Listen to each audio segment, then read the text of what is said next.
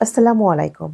১৩ June থেকে ২৪শে June এই ১২ দিনের ইরান-ইসরায়েলের যুদ্ধে ইরানের আকাশ প্রতিরক্ষা ব্যবস্থার চরম দুর্বলতা এবং তৃতীয় পক্ষ হিসেবে ইরানের ৩টি পরমাণু স্থাপনায় যুক্তরাষ্ট্রের বিমান হামলা ইরানি আকাশ প্রতিরক্ষা ব্যবস্থা নিয়ে ইরানকে ভাবিয়ে তুলেছে।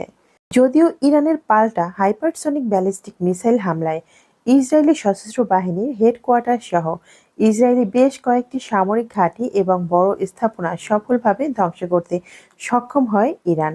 এক্ষেত্রে ইসরায়েলি সশস্ত্র বাহিনী আকাশ প্রতিরক্ষা দপ্তর আয়রন ডোম, অ্যারো, বারাকের মতো আকাশ প্রতিরক্ষা ব্যবস্থাগুলো সম্পূর্ণভাবে ব্যর্থ হয় ইরানি হাইপারসনিক মিসাইল হামলা প্রতিহত করতে। এখানে কথা হচ্ছে ইরানের পক্ষ থেকে ভবিষ্যৎ যুক্তরাষ্ট্র এবং ইসরায়েলি হামলা মোকাবেলা করতে কী ধরনের পদক্ষেপ নিচ্ছে ইরান।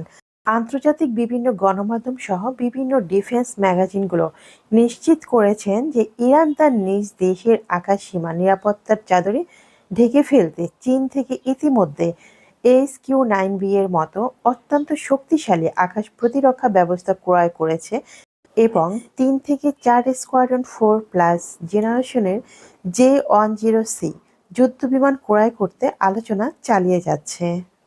পাশাপাশি ইরানের পক্ষ থেকে রাশিয়ান MiG-29 এর মতো মেরিটাইম স্ট্রাইকে পারদর্শী যুদ্ধবিমান ক্রয় করতে আলোচনা শুরু করেছে এবং হেভি মাল্টিরোল ফাইটার জেট হিসেবে Su-35 এর মতো অত্যন্ত শক্তিশালী যুদ্ধবিমান ক্রয় করতে চুক্তিবদ্ধ হয়েছে।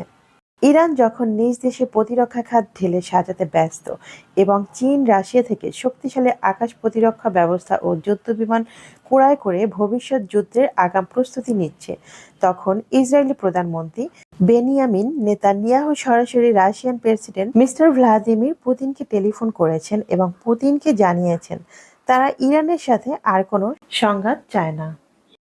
মধ্যপ্রাচ্যে শান্তি ফিরিয়ে আনতে ইসরায়েল বদ্ধপরিকর, এই বার্তাটি যেন রাশিয়ান প্রেসিডেন্ট ইরানের সর্বোচ্চ ধর্মীয় নেতা আয়াতুল্লাহ আলী খামেনিকে জানিয়ে দেয়।